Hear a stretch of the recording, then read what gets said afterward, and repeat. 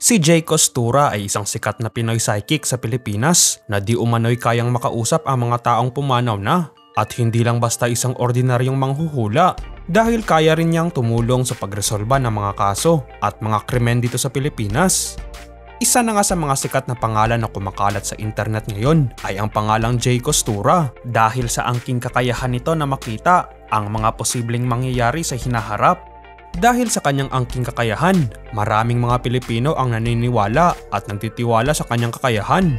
Ayon kay Jay Costura, ang kanyang mga hula at prediksyon ay mga gabay lamang at maaaring magbago base sa aksyon ng mga tao at sa mga sitwasyon.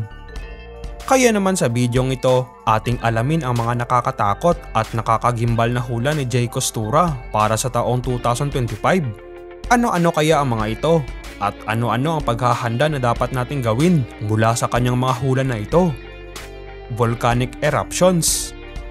Ayon kay Jay Costura, malaki ang posibilidad ng pagkakaroon ng mga matitindi at malalakas na pagsabog ng mga bulkan sa iba't ibang bahagi ng mundo, kabilang na ang bansang Pilipinas.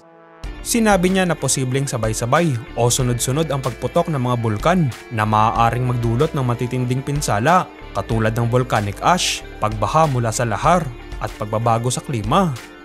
Ang ganitong hula ay nakatatak na sa mga observation ng patuloy na pagbabago ng klima na posibleng magpalala ng aktibidad ng pagputok ng mga bulkan sa Pacific Ring of Fire, na kung saan napapaloob dito ang maraming mga aktibong bulkan ng Pilipinas katulad ng Mount Pinatubo, Taal Volcano at Mayon Volcano. Bagamat ang mga hula at prediksyon ay gabay lamang sa atin, pero ipinapaalala niya na mas mabuting maging handa ang bawat isa sa atin. Pag-unlad ng teknolohiya at pagbagsak ng employment. Ang mabilis na pag-usbong ng teknolohiya, lalo na ang artificial intelligence, ay isa rin sa mga hula ni Jay Costura para sa taong ito. Bagamat malaki ang maitutulong nito sa pagpapagaan at pagpapabilis ng mga gawain sa iba't ibang industriya, subalit magdudulot din ito ng malaking kawalan sa maraming trabaho. Ayon sa kanyang prediksyon, ang ilang mga posisyon sa trabaho katulad ng customer support agents, admin work at data entry ay nanganganib na mapalitan ng mga makinarya at ng AI-driven systems. Kaya naman kinakailangan ng mga employee na mag-focus sa mga pag-aaral patungkol sa mga bagong kakayahan na hindi madaling mapalitan ng teknolohiya o ng artificial intelligence. Ayon pa nga sa sinabi ni Jay Costura na kailangan ring mag-evolve ang edukasyon ng mga tao upang makasabay sa mabilis na pag-asenso ng teknolohiya upang maiwasan ang malawakan na dislocation workforce. Ang paglaganap ng mga makabagong teknolohiya ay hindi lamang nagdudulot ng pagbabago sa trabaho, kundi pati na rin sa paraan ng pamumuhay ng mga tao. Subalit ganun pa man, sa kabila ng mga negatibong epekto ay nagdadala rin ito ng mga bagong oportunidad para sa mga handang tumanggap ng pagbabago at matutong makipagsabayan. Problema sa pagkain at supply ng bigas. Ang problema sa pagkain at kakulangan sa supply ng bigas ay magiging seryosong problema sa taong ito ayon sa kanyang hula. Ang epekto ng mga sakuna at tagtuyot ay magpapababa sa ani ng palay na magreresulta sa mas mataas na presyo at mas kaunting pagkain para sa mga tao. Maraming pamilya ang maaaring makaranas ng matinding gutom, lalo na yung mga nasa liblib na lugar o yung mga taong mahihirap talaga. Ang pagtatanim ng sarili at pag-focus sa lokal na agrikultura ang magiging pangunahing paraan upang malampasan ang krisis na ito. Patuloy ang pagtaas ng presyo ng mga bilihin, lalo na ang bigas, at hindi na ito bagong problema sa ating bansa. Pagliyab ng isang pabrika. Ayon sa hula ni Jay Costura, merong isang pabrika ang masusunog sa Pilipinas. Bagamat ito ay isang aksidente lamang, ngunit magdudulot daw ito ng matinding pinsala. Sinabi pa niya na maraming magaganap na sunog ang mangyayari sa maraming bahagi ng Pilipinas dahil daw sa sobrang init ng panahon. Dagdag pa niya na ngayong taon ay magiging triple ang init ng panahon dahil na rin ito sa climate change. Water shortage. Nagkaroon din ng vision si Jay Costura patungkol sa matinding krisis sa tubig na mararanasan ng Pilipinas ngayong taon. Ang halimbawa na nga lang dito ay ang Cebu City na nasa ilalim na ng state of water crisis. Magpapatuloy ang matagalang tagtuyot na magdudulot ng kakulangan sa supply ng tubig, hindi lamang sa pang-araw-araw na gamit, kundi pati na rin sa agrikultura at industriya. Sa ganitong mga pagkakataon, ang bawat isa ay kailangang magtipid ng tubig at maghanap ng alternatibong paraan upang mapanatili ang supply ng tubig sa mga komunidad.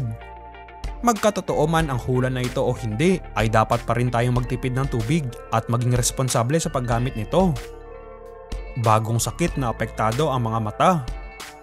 Isa rin sa mga prediksyon ni Jay Costura para sa taong ito ay merong isang bagong uri ng sakit ang maaaring lumaganap na kung saan di umano ay apektado ang mga mata. Hindi ito katulad ng karaniwang sore eyes na mabilis gumaling, kundi isang malalang kondisyon na maaaring sanhin ng bagong uri ng virus. Ang sakit daw na ito ay maaaring magdulot ng malubhang problema sa paningin, kabilang ang permanenteng pagkabulag kung hindi ito agad magagamot.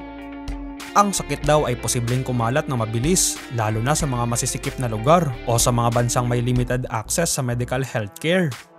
Ang paalala niya sa publiko ay ang pagpapanatili ng kalinisan, pag-iwas sa mga matataong lugar at ang regular na pagpapacheck up sa mga doktor. Kung magkatotoo man ang hula na ito, ay magiging isa itong malaking problema sa lipunan at magkakaroon ng hamon sa medikal na sektor. Pag-angat ng isang babae sa lokal na politika. Isa sa mga natatanging hula ni Jay Costura ay ang pagdating ng isang babaeng leader sa local politics ng Pilipinas. Ang pinuno na ito di umano ay inaasahang magdadala ng mga bagong pananaw at reforma na magpapabago sa takbo ng pamahalaan. Hindi man malinaw kung sino ang babaeng tinutukoy sa hula niya, subalit sinabi niya na siya ay maaaring maging simbolo ng pag-angat ng kababaihan sa larangan ng politika.